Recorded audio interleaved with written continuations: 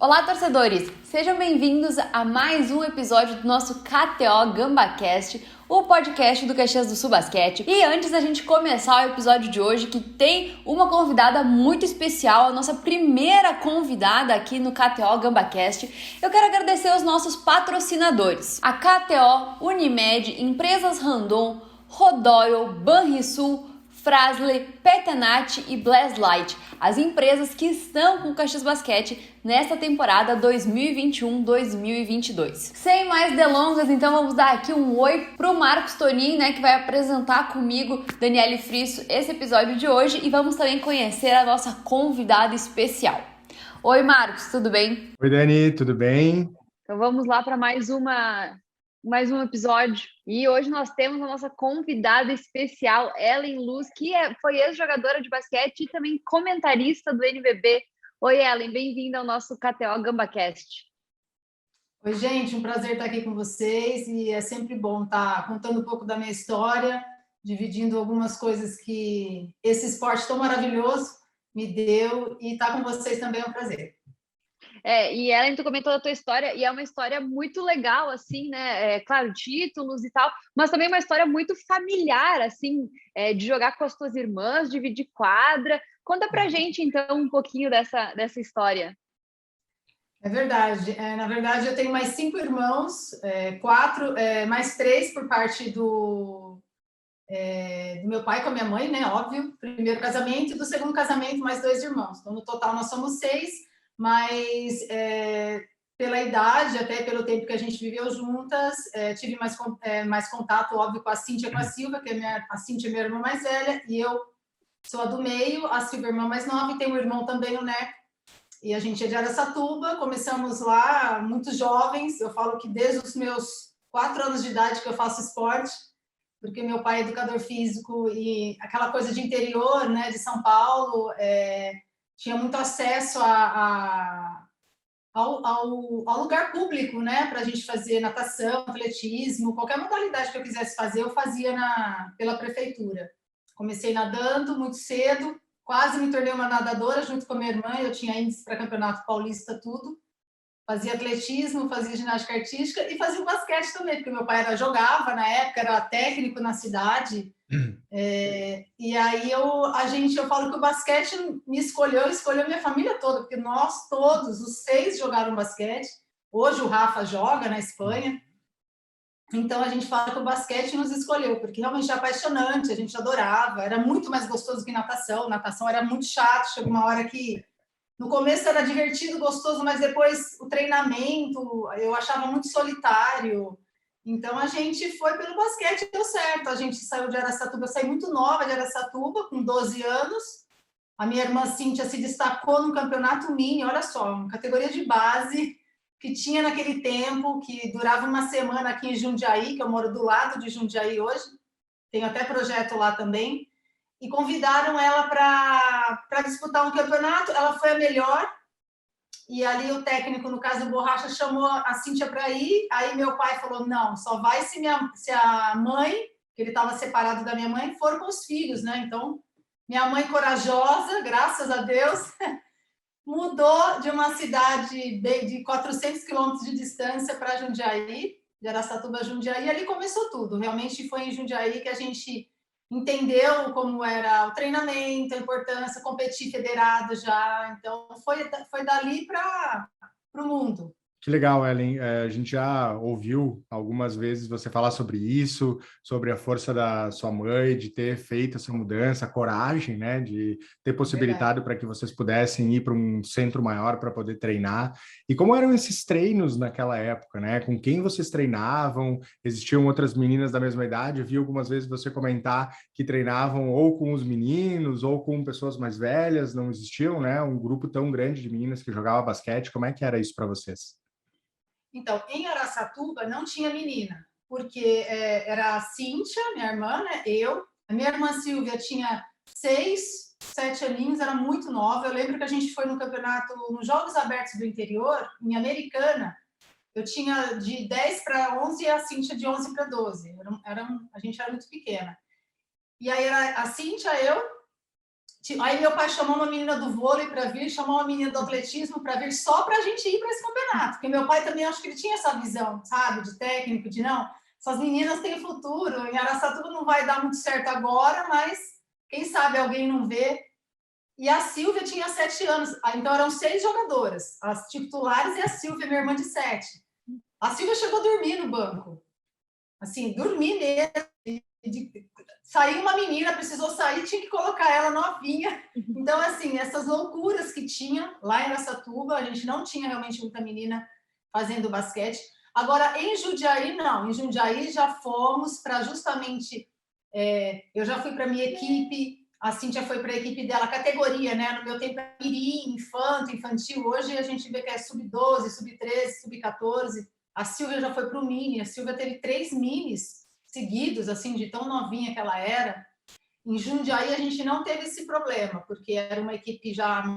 A Paula já tinha passado por lá, a própria Branca também. Então era uma equipe que todo mundo respeitava. Uhum. Então, a partir de Jundiaí, eu confesso para você que a gente não teve problema com relação a equipes, assim, de encontrar meninas para fazer basquete. Em Araçatuba, sim. Sim, e vocês... Tu chegou a fazer base junto com a tua irmã, porque vocês chegam a ter menos de 1 ano de diferença, né? É isso, A gente tem 363 dias de diferença, não dá 1 ano. Não, eu e a Cíntia era a minha ídola, né? Se eu posso falar assim. Então, ela chegou a repetir de ano, a gente estudava na mesma sala. Então, a gente começou, como tinha por ano, né? Então, ela é 7-1, eu sou 7-2. Então, a gente jogava 2 mirins juntos, aí ela subia para o infanto, eu jogava no mirim. Aí jogava 2 infantos juntos, ela subia para o juvenil, eu jogava 3 infantes, porque eu sempre jogava em categoria acima da minha idade. E sempre juntas, sempre. Treinava. Vou até falar uma coisa aqui que não sei se os jovens podem escutar. Eu matava aula para fazer arremesso, gente, eu confesso. Lá em Jundiaí, a gente estudava no colégio Divino Salvador e a quadra onde a gente treinava. Então, tinha uma quadra pequenininha e uma quadra grande para o adulto treinar e para o juvenil também. E a gente matava a aula. Era muito difícil de vir para a gente. E a gente só queria jogar basquete. Então, a gente matava a aula e ia lá fazer arremesso. Por uma boa causa, vai. Com certeza. Eu acho que pela história do basquete valeu a pena matar essas aulas. E graças a Deus, viu? Eu também tenho 2 irmãs, né? Só que a gente é em 3 meninas. E acontece briga. Vocês tinham alguma discussão assim de irmã mesmo que acontecia? Vocês tinham alguma coisa nesse sentido? Tinha mais quando era pequena. Então, minha mãe trabalhava, a gente ficava quase praticamente... Eu falo que a Cíntia com 10 anos, naquele tempo, hoje é uma loucura falar isso. Eu limpava a casa, 8, 9 anos, minha irmã fazia almoço com 10 anos, 9, porque minha mãe tinha que trabalhar. Então, a gente ia para a escola, voltava, era mais ou menos isso. Depois ia para o ginásio, que a gente sempre morou muito perto do ginásio. Atravessava a rua, estava no ginásio de esportes. Então, a gente brigava muito, não tinha jeito. Mas depois acho que essa mudança para Jundiaí, não. Aí já não tinha mais briga, não tinha. Eu acho que é coisa da fase mesmo. Então, imagina, tudo criança pequena em casa, brigava. A Cíntia era mais velha, era mais forte, então batia em todo mundo, era mais chorona. Então, sabe, cada um com as suas características ali. Mas a gente se amava e se ama, não tem jeito, claro. Não.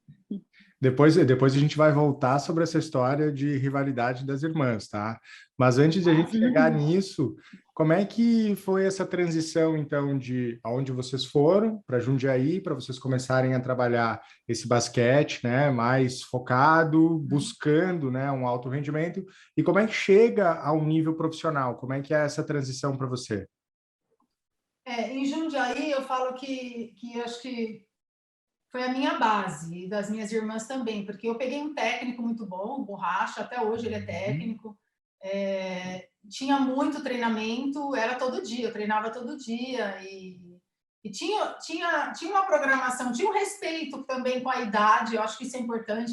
Às vezes eu vejo muito técnico querendo ensinar coisa para criança que está ensinando no adulto, não respeita aquela faixa etária, e eu sempre falo com meu marido, né, que meu marido é estrangeiro, eu falo que eu tive muita sorte de ter bons técnicos que cruzaram no meu caminho. Então, eu acho que um dos sucessos do basquete feminino internacional, principalmente no meu tempo, o tempo da Hortência, da Paula, a própria Marilena e a Elinha, que eram super campeãs, eram os técnicos. Eu acho que respeitava muito essa coisa da etapa, da idade. Tem que respeitar, né? Acho que a maturidade você vai alcançar, mas aquela fase que você está vivendo da criança, do conhecimento da modalidade. Então, tinha muito isso. Eu treinava muito fundamento. Eu acho que é a parte fundamental para mim do basquetebol.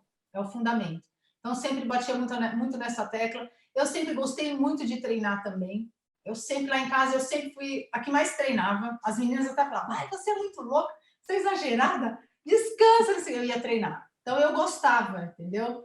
E tinha já a questão da competição. Então, assim, as coisas aconteceram também naturalmente. A gente se destacava muito nas categorias de base. Então, quando tinha a seleção paulista, era convocada. Tinha a seleção brasileira, era convocada. E os 4 anos que a gente ficou em Jundiaí foram assim, excelentes, porque a gente teve muito apoio do colégio, do Padre Olívio, dos técnicos na época, o Borracha, o próprio Nestor. São pessoas que a gente tem um carinho enorme, a gente sempre fala deles e fala porque a gente é muito grato, né? E depois a gente foi para Piracicaba. Aí foi quando realmente a ficha caiu, sabe? Gente, nós hoje somos atletas que vamos viver disso. Porque, apesar que em Jundiaí a gente também já vivia. Minha mãe trabalhava no colégio, ela ganhava um salário, e a gente ganhava casa e ganhava comida para jogar. Em Piracicaba já fomos com um salário mesmo de dinheiro, e minha mãe trabalhando também, cuidando das meninas. Minha mãe sempre cuidou das meninas das repúblicas, né? Que na época tinha muito. E ali, acho que foi em Piracicaba realmente que a ficha caiu. Peraí, hoje né, a gente pode se tornar, porque aí eu tive uma Paula como referência. Aí já vi a Hortência jogar lá no ginásio, já vinha, né, as equipes de fora, que o pessoal falava tanto. Então, aí você já cria aquela identidade, você já tem um ídolo em que se espelhar, e foi realmente em Piracicaba que, sabe, quando muda a chavinha para, opa, agora eu quero ser jogadora mesmo, apesar que eu já sabia que eu queria ser atleta da seleção brasileira, mas eu não sabia o caminho, né? Ai, como que eu tenho que fazer? E ali em Piracicaba realmente foi onde o profissionalismo nos alcançou, assim, literalmente mesmo. Ser atleta da seleção era aquele sonho quando pediam na escola, assim, alguém queria ser médico, queria ser advogado, e aí você queria ser atleta da seleção. Isso. Você viu, né, falando já isso? Perguntaram lá, eu estava no 7º ano, o que você quer ser quando crescer? Né? Aquelas perguntas. E todo mundo, advogado, dentista, professor. Eu falei, eu quero ser atleta da Seleção Brasileira de Basquete. Esse era o meu sonho. E eu consegui. Muito esforço, mas consegui. E eu acho que realizou da melhor maneira possível, né? Campeã mundial, bronze nas Olimpíadas. Eu acho que foi, com certeza, brilhante, né? É verdade, porque o atleta ele tem que ter os seus objetivos, principalmente, eu acho que vestir a camisa da seleção não é para qualquer atleta. Eu acho que não é todo mundo que tem, talvez, o perfil, porque tem muito, na minha época tinha muita menina que era muito boa nos clubes, nossa, até melhor que eu. Uhum. Nossa, essa menina arrebentava. Chegava na seleção, não conseguia jogar. Não entendia a filosofia da seleção, porque eu sempre falo que a seleção brasileira, o ego, você esquece que ele existe. Então, o eu, ele fica para fora. E a renúncia, ela vem em primeiro lugar. Então, eu renuncio muitas vezes, muitas coisas que eu queria fazer, que eu fazia no clube, e fazer ali, porque no clube talvez eu tivesse um pouco mais de liberdade, mas ali na seleção você tem as melhores, então você tem que pensar no grupo. E muitas jogadoras não entendiam isso. Então, eu sempre fui uma jogadora gostava muito de servir minhas companheiras, de assistir. Eu enxergava o jogo, eu tinha prazer em servir minhas companheiras, então para mim não foi tão difícil entender essa importância, principalmente na minha posição, que era a posição de armadora. Então foi muito bom servir dessa maneira a seleção. Eu falo, quando você vai, é como quando você vai para o exército, né, que a gente vê, você vai servir o seu país. E na seleção, para mim é isso, você serve a sua nação, você representa as mulheres que jogam basquete, as equipes que têm nas suas cidades, né, equipes de basquete feminino. Então, eu sempre entendi dessa maneira. E como é que foi, né? Acho que realmente, justamente estava comentando, né, que já ouvi algumas entrevistas tuas e em uma delas estavam falando justamente sobre esse número, quantas mil em relação a 12 que podem ser convocadas, enfim, se vai botar isso no papel, fica mais loucura ainda, né? E também já te ouvi falar que hoje tu entende muito mais a dimensão de tudo que foi feito, dos títulos e participações, muito mais do que quando está lá focado, porque são objetivos diferentes quando é o atleta, precisa ganhar, parece que se não ganhar, nada funcionou. Então, se a gente começar, principalmente por essa trajetória de seleção, como é que foi participar da primeira Olimpíadas? Como é que foi Barcelona? Como é que foi convocação Nossa. 92? Como é que foi estar lá? Acho que isso é legal de compartilhar, assim, para a gente entender um pouco. É maravilhoso, assim. Eu, quando jogava, eu colocava sempre um objetivo no ano para mim. Então, eu era jovem e jogava no adulto. Então, com 17, 18 anos, já estava num adulto de Piracicaba. Então, eu colocava como objetivo, eu quero ser revelação esse ano do campeonato. Eu não falava para ninguém. Eu guardava para mim. E eu treinava, eu ia, sempre me dediquei, eu sempre aproveitei as oportunidades. E conquistei muitas coisas que eu sonhei. E o atleta, eu acho que ele tem que ter isso, Marcos, porque senão perde a razão de você tá vestindo a camisa do seu clube e da seleção brasileira. Então, assim, e isso é uma verdade que você fala, a gente matava um leão por dia, todo dia que você tem que provar que você era boa, que você estava treinando, que você tinha valor. E o sonho de ir para a Olimpíada era o sonho de todo atleta. O Brasil foi tarde, foi em 92, o basquete brasileiro. Em 92, em Barcelona, foi a primeira vez que a gente foi. Eu tive a felicidade de participar desse evento. Foi, assim, inesquecível para mim. Das 3 Olimpíadas que eu participei, foi uma das mais emocionantes, mais bonitas, mais organizadas. Foi sensacional em Barcelona. Depois que eu joguei em Barcelona, fui lá no lugar onde aconteceu, onde estava a Vila Olímpica. Foi demais, foi incrível. E então, acho que o atleta, quando ele coloca isso e ele atinge esses objetivos, é aquela coisa de cumprir com o meu dever, fiz o que eu tinha que fazer. Às vezes não é para mostrar para o outro, é para ele mesmo. E quando a gente está na ativa, né? Eu vou lá e vou disputar esse campeonato, vou disputar um campeonato aqui regional, quero ganhar. Os Jogos Abertos, o campeonato nacional, eu vou disputar um Sul-Americano, uma Copa América, Mundial, Olimpíada, nossa, aí é o ápice do atleta. Quantos anos tu tinha em Barcelona? Quantos anos tu tinha? Eu tinha de 19 para 20, porque eu faço aniversário em novembro, e as Olimpíadas aconteceu acho que em junho, julho, porque era verão lá na Espanha.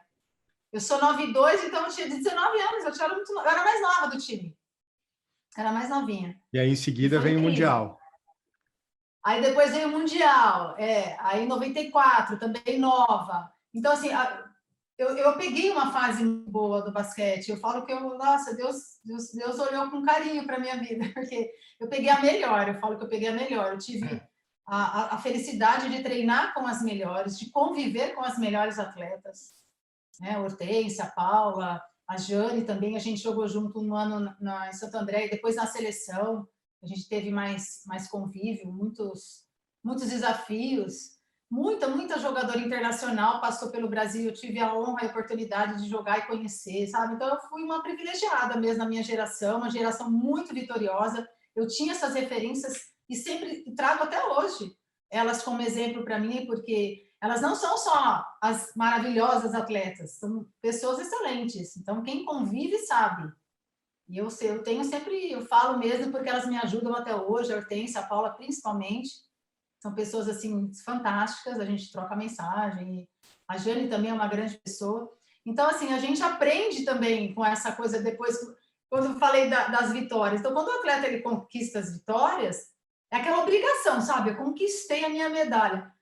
Na época, é aquele peso que você fala, pronto, conquistei. Quando você para de jogar, acho que é por isso que você falou da pergunta, é que você cai na real e você fala, gente, não é todo mundo que tem uma medalha olímpica. Não é todo mundo que é campeão do mundo de basquete. Só tem 4 países no mundo que tem essa conquista. Nossa, que é os Estados Unidos, a antiga União Soviética, Brasil e Austrália. Só esses 4. Não tem mais ninguém. Ou seja, do Brasil só 12 conquistaram, sabe? Então, quando você começa a pensar e ver... gente, é muito difícil. Hoje a gente vê. Masculino, então, nem se fala. O feminino vai ficando cada vez mais difícil para a gente. Aí quando eu parei de jogar, que eu, sabe, quando você começa, né, a rever a sua trajetória como atleta, eu falo, gente, não acredito. porque não é para qualquer um, sabe? Então, quando você está jogando, não, você tem que ir lá jogar e ganhar mesmo, porque você está aí para isso. Mas não é assim, é difícil, mas o atleta tem isso. Então, eu sempre falo que hoje eu valorizo mais as minhas conquistas do que eu fiz, né, do que propriamente quando eu jogava. Então, isso é claro, não adianta, porque o atleta ele vai cobrar mesmo dele para ganhar tudo. E hoje eu vejo a dificuldade que não é fácil. Por isso que eu aplaudo mesmo os medalhistas olímpicos, mesmo aqueles que não conseguiram medalha, só de estar numa Olimpíada, gente, não é fácil. Acho que no Brasil ainda é mais complicado você fazer esporte, então nós temos que ter esse reconhecimento a esses atletas.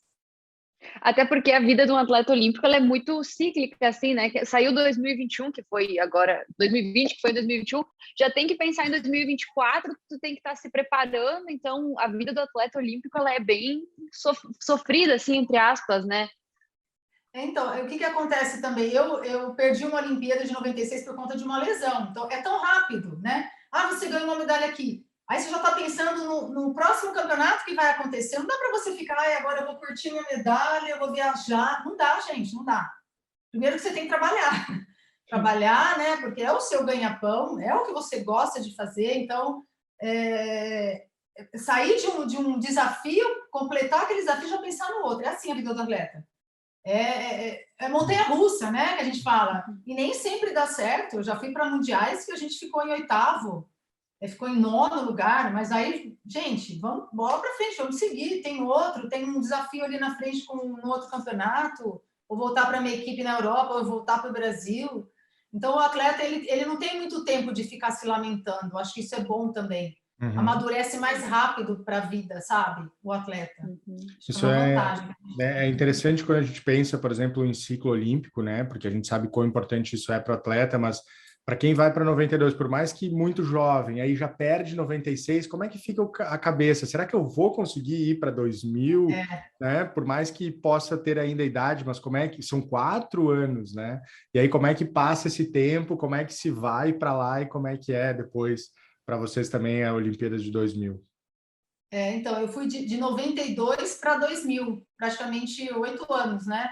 E assim, é o que eu falei. Eu acho que a pior parte para o atleta é a contusão. Eu vi o Senna agora, né, que machucou o braço. Falei, gente, se eu pudesse, olha, a gente não quer que o atleta sofra, porque é difícil, né? Principalmente, joelho, para mim, eu acho que é o pior. Eu tive lesão do joelho.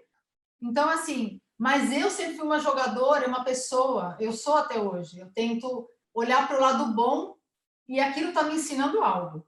Porque se eu for olhar para o lado de desistir, é muito mais fácil, gente. Não quero jogar mais, acabou, vou viver minha vida de outro jeito. Mas eu particularmente, eu sempre olhava de outro jeito. Não, eu não vou nessa, mas isso aqui não vai acabar com a minha carreira. Aí fui, busquei um tratamento, me recuperei. Na próxima eu vou. E eu vou, que eu quero uma medalha. Falei, eu vi o que ia ganhar. A Silvia, minha irmã, estava em Atlanta, 96. Eu quero uma medalha, eu quero uma... Então, isso na minha cabeça. Eu jogando 94, 95 eu quero uma medalha, 96 97 eu vou batalhar para a medalha, 98, em 2000 eu tive até uma proposta para ir para os Estados Unidos para jogar a WNBA. Eu falei, não vou, eu quero ficar na seleção treinando do começo até o final porque eu quero ganhar uma medalha olímpica. Então eu tive isso comigo, sempre trabalhei, não saía falando para todo mundo, nem para minha mãe, para as minhas irmãs. Vou treinar, eu vou me dedicar. Eu chegava antes, embora depois, entendeu? Então, e graças a Deus, conquistamos essa medalha. Foi sofrida também, mas foi muito especial porque a gente já não tinha a presença da Paula e da Hortência, né, na equipe.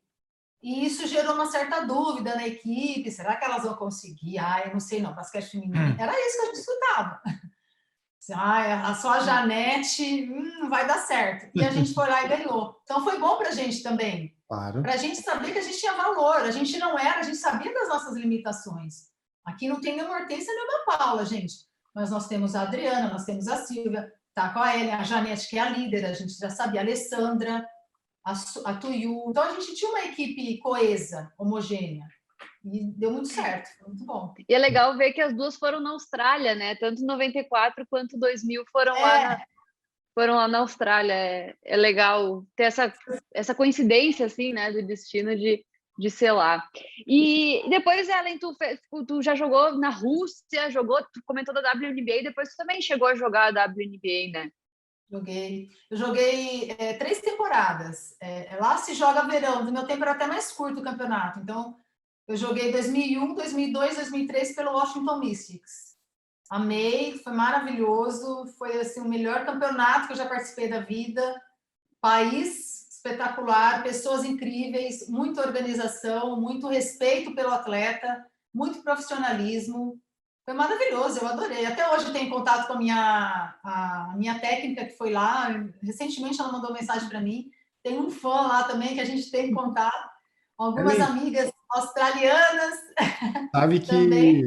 isso não, agora tu vai dizer se isso é lenda ou se não é. Isso eu li em alguma reportagem sua que no Washington, né, enquanto tu estava lá, não sei se foi exatamente no começo, mas tu entrava muito e sempre teu forte eram as bolas de 3 e tu estava tendo um desempenho muito bom e o ginásio gritava, né? Gritava luz e em algum momento tu imaginou que aquilo pudesse ser vaias para ti, tu não entendeu por que aquilo estava acontecendo, é verdade? É isso, é verdade. Então, porque assim, lá eles fazem aquela apresentação deles lá dos atletas, então tem jogo, não são todos os jogos, mas a maioria dos jogos chama lá o número, fulano, ciclano. 25, que era o meu, 25. E o ginásio inteiro, eu, gente, não me vai, acho que o povo não gostou de mim. Primeiro ano foi esse. Aí eu chamei a Vicky, eu falei, ô Vicky, o que está acontecendo que o pessoal está me vaiando, né? Porque no ginásio de 11 mil pessoas, a média era essa lá no Washington, 11 mil. Chama o meu nome, Ellen, o pessoal está falando luz, o ginásio todo. Nossa, me arrepiei, eu falei, não acredito isso. Ela falou, verdade. Aí o pessoal gostava, porque a gente fazia as bolas de 3 e vibrava muito. O brasileiro tem dessa característica de vibrar, então o americano é mais um pouco mais frio. Agora não, agora eles estão mais, eu acho que as meninas estão mais soltas, mas meu tempo era, né? Então eu vibrava, não sei o que e tal. E aí eles gostaram, e aí deu certo. E aí, então, toda vez que falava luz, que eu já estava entendendo que era luz, aí eu gostava, né? Claro, sinal que o pessoal tá te apoiando e tá torcendo. Mas a torcida é fantástica lá em Washington, nossa. Que legal. E, Ellen, como é que foi essa tua virada, assim, de atleta para comentarista? Eu, particularmente, sou muito fã, né? Eu acho que tu é uma grande comentarista e, assim, a gente acompanha vários jogos do Caxias e eu acompanho o futebol também. Às vezes tu vê que aquele comentarista ele não tá preparado para o jogo, mas de ti eu sinto diferente. Assim, eu sinto que tu tá sempre preparado, assim, sabe muito das equipes. Como eu falei, né? Eu sou uma fã.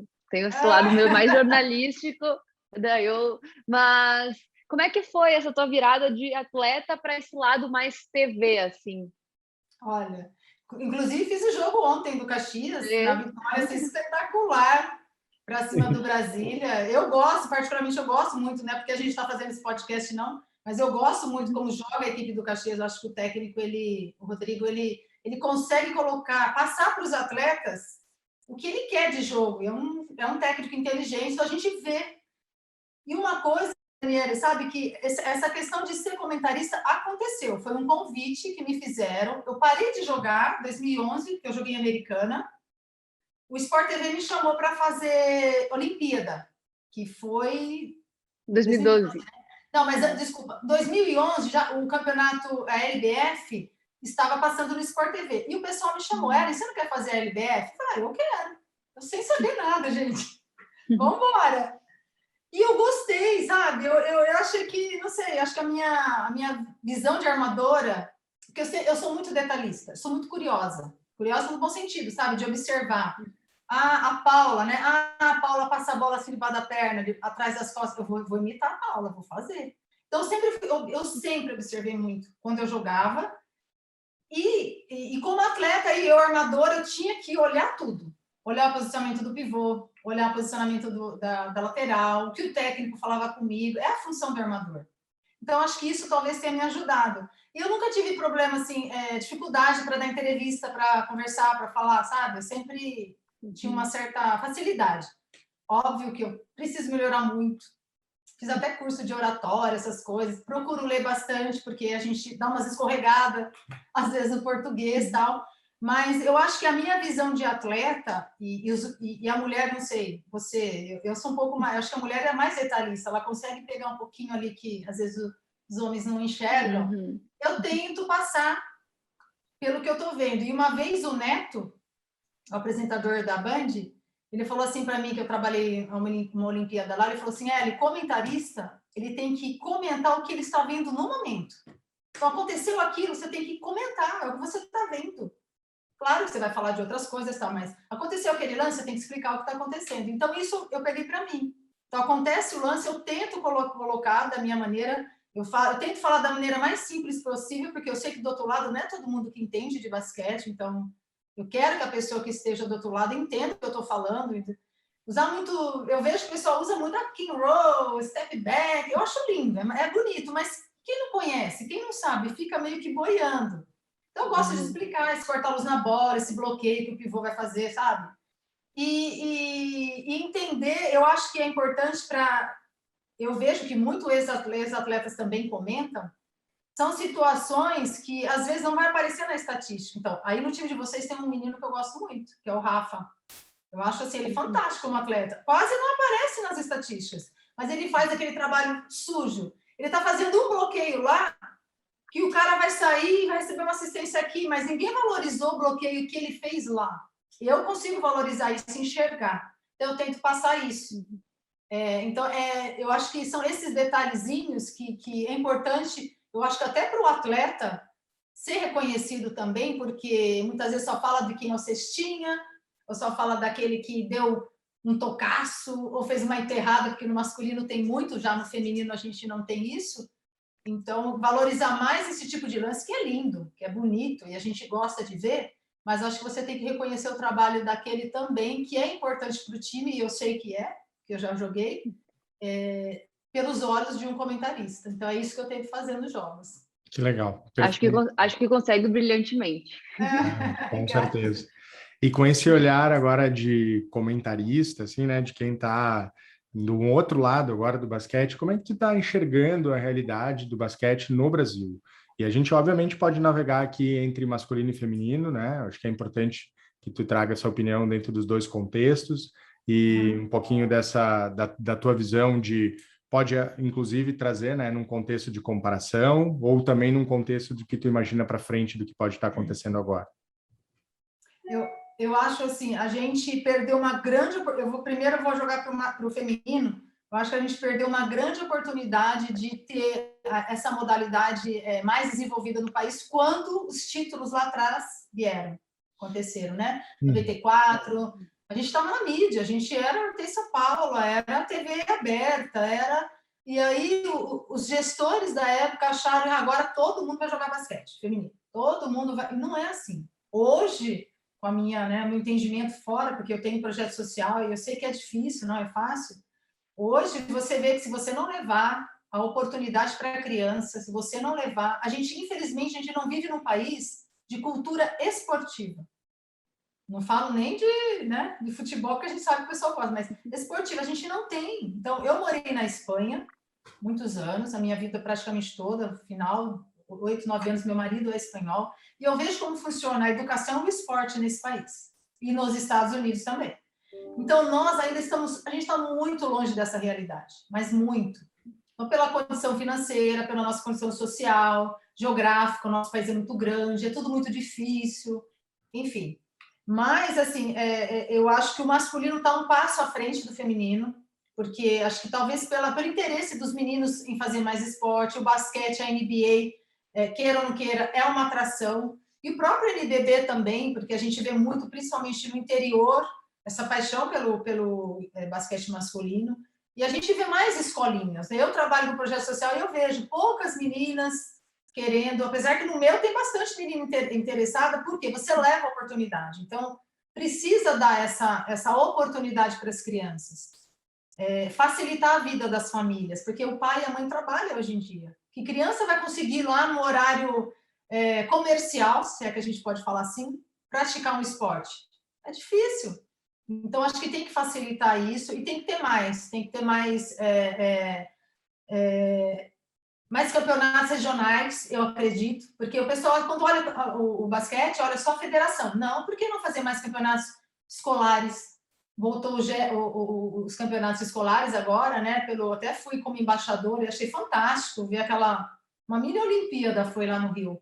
Dá oportunidade, a criança precisa conhecer o esporte na escola, eu acredito nisso, mas precisa ter estrutura na escola. Ai, gente, é complicado.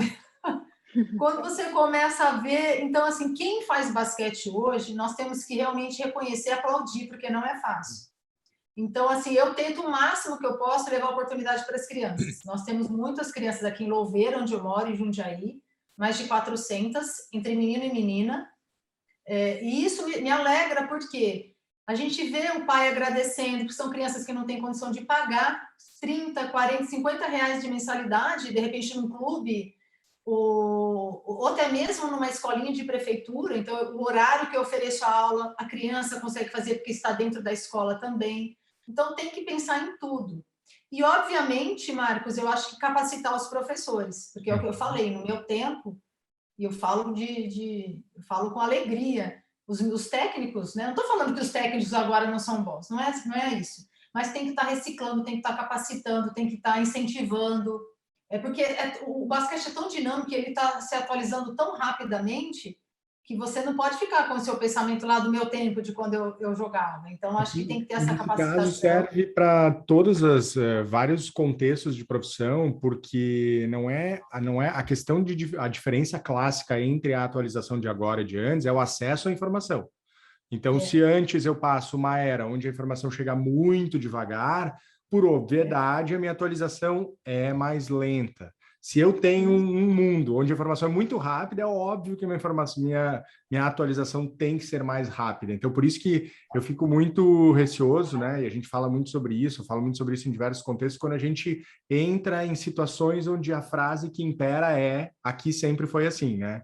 Então, quando a gente está com essa frase imperando, provavelmente a gente está deixando que entre um processo de inovação. E só para pontuar, o que a Ellen está trazendo aqui é esse projeto, que está no nomezinho aqui, né? O projeto Cesta de Três, né? Quantos anos tem esse projeto já? Tem uma camiseta aqui também.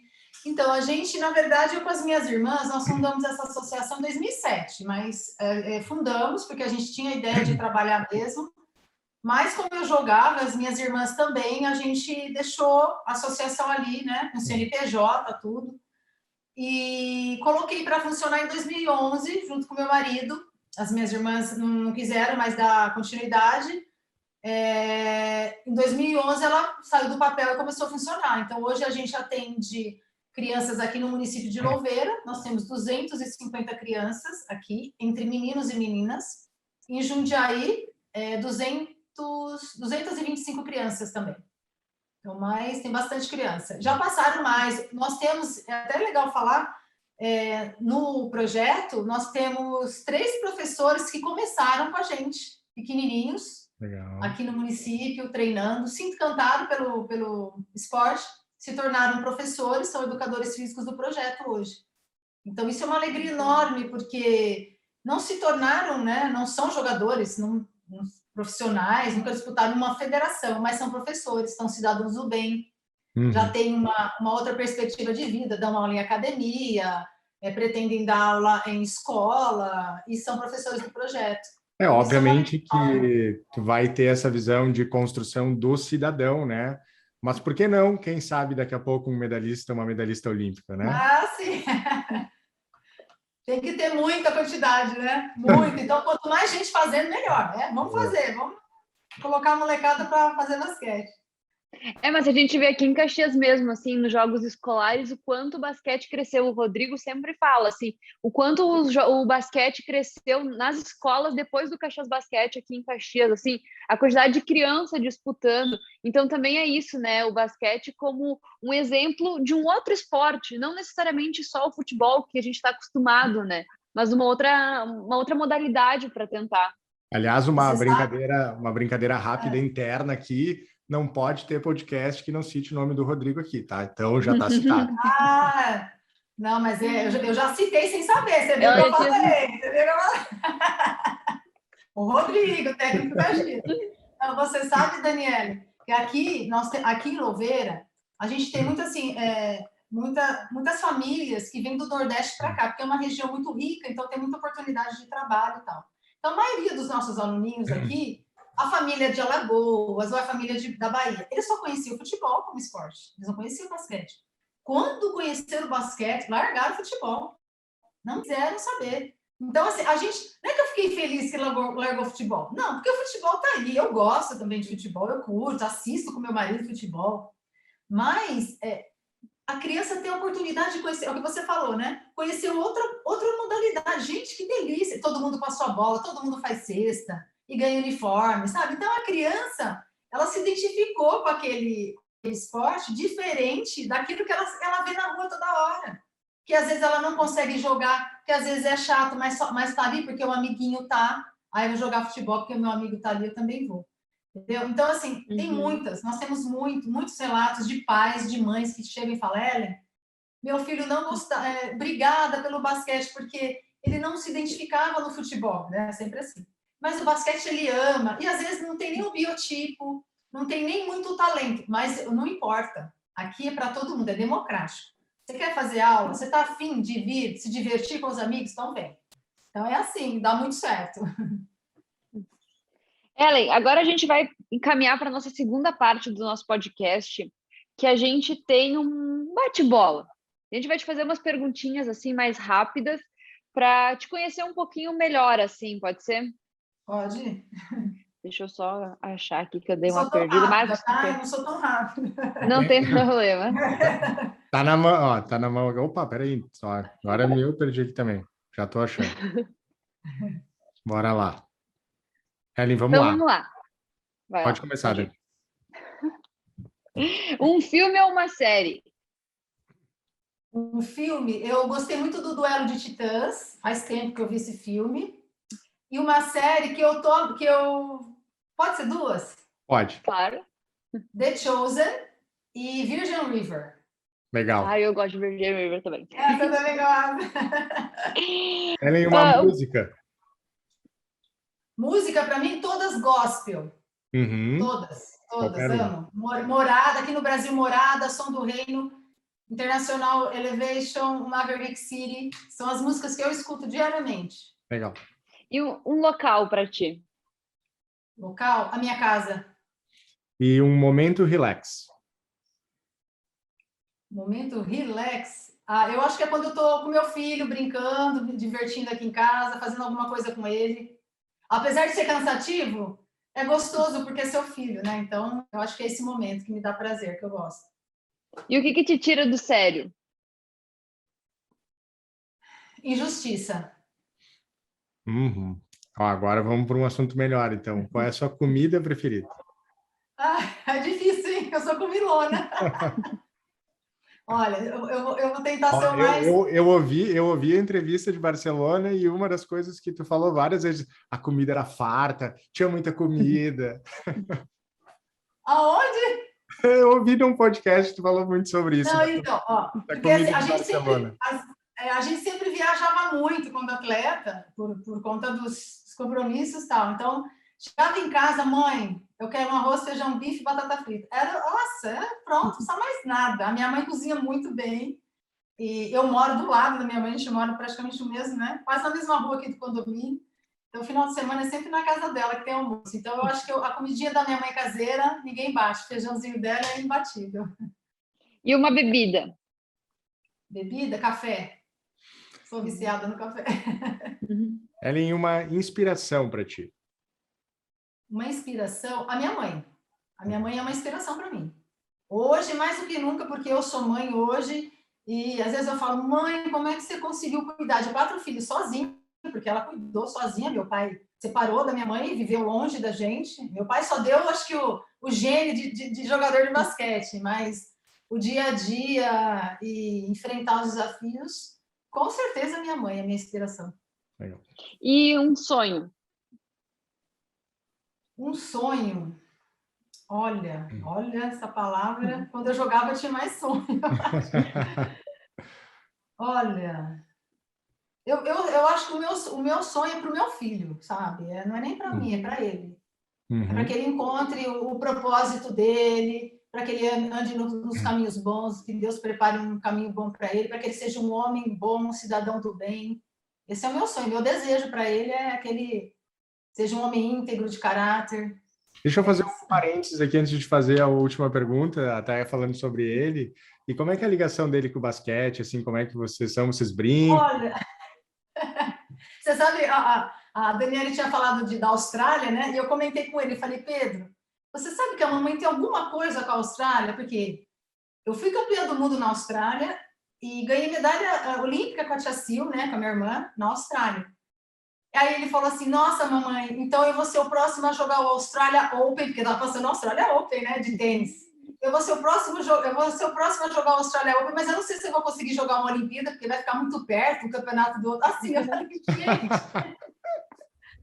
E assim, mas ele treina com a gente, ele é um menino muito inteligente. Eu não sei se ele vai ser jogador de basquete, não sei. Meu marido fica assim, porque meu marido quer, né? Agora ele está fazendo tênis também, e está indo super bem. É assim, Marcos, assim como eu incentivo os outros pais a apoiarem seus filhos a fazer esporte, como meu pai fez isso comigo, a minha mãe, a gente incentiva o Pedro também. Então, meu marido já tem essa cultura de estudar e praticar esporte, porque isso é o ordinário lá, né? A vida ordinária deles, da criança na Espanha e na Europa também. Então, a criança estuda e a criança faz esporte. Seja basquete, handebol, natação, vôlei, o que for. Então, isso é uma coisa que a gente já falou aqui em casa. Você vai fazer esporte. Queira ou não, goste ou não, você vai fazer. Porque para o bem dele, para a saúde dele. Ele vai super bem, eu vou falar para você como mãe aqui, mas eu não sei se ele vai ser um jogador de basquete, eu não sei se... Porque ele gosta muito de matemática, ele gosta muito de...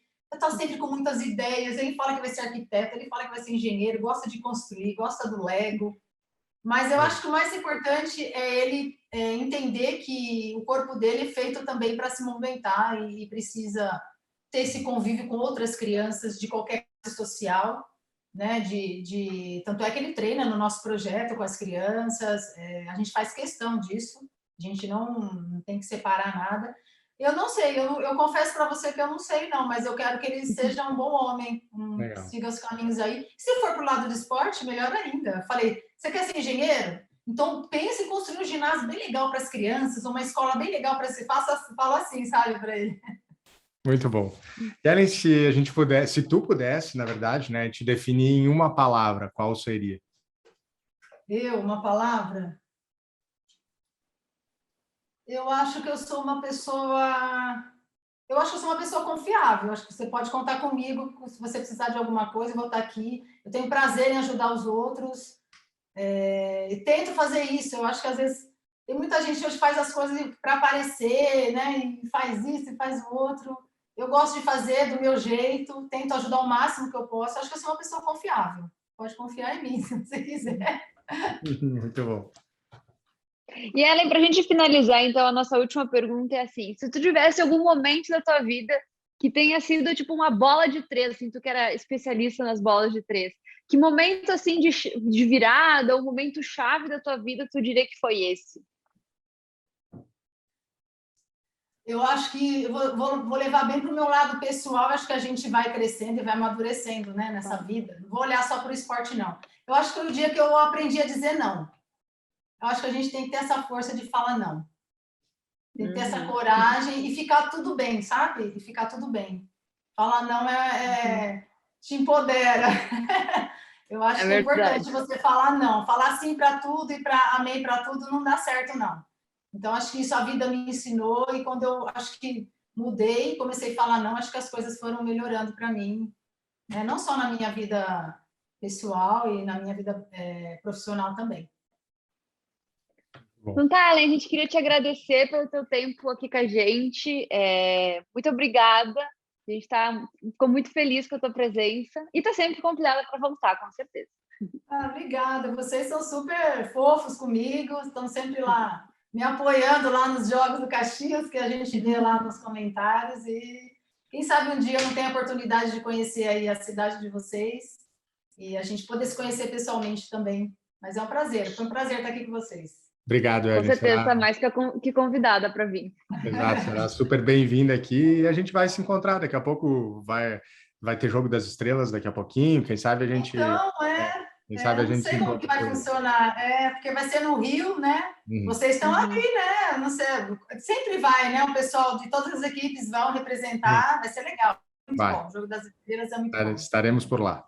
Esse foi mais um episódio do KTO GambaCast, o podcast do Caxias do Sul Basquete. Espero que você, torcedor, tenha aproveitado esse nosso episódio, tenha curtido. E se você curtiu, já deixa o like aqui no nosso YouTube, se inscreve no nosso canal. E se você está ouvindo no Spotify também, já começa a seguir o nosso podcast aqui para sempre que tem novidade você ser notificado. Quero agradecer também as marcas que estão com a gente, a KTO, Unimed, Empresas Randon, Rodoyle, Frasle, Blast Light, Banrisul e Petenat, empresas que estão com o Caxias do Basquete nessa temporada. Um beijo e até o próximo episódio. Tchau!